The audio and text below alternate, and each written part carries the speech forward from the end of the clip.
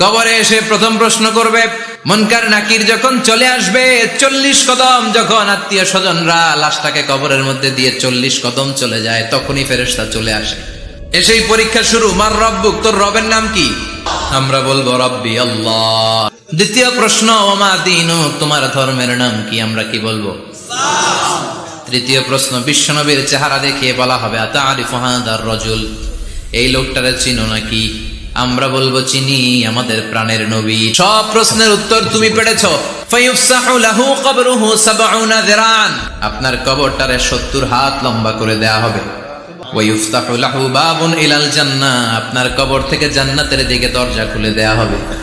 ওয়ায়ুলবাসু মিন লিবাসি আহলিল জান্নাহ, জান্নাতের 2টা রেশমি কাপড়ের পোশাক এনে আপনারে পরিয়ে দেয়া হবে। আর বলা হবে নাম কানাউমিল আরুস, ঘুমাও।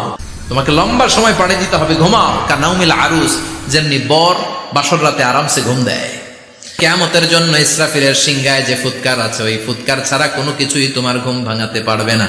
আল্লাহ, আমরাও যেন 4টা প্রশ্নের উত্তর দিয়ে লম্বা একটা ঘুম দিতে পারি, পড়ে না আমিন।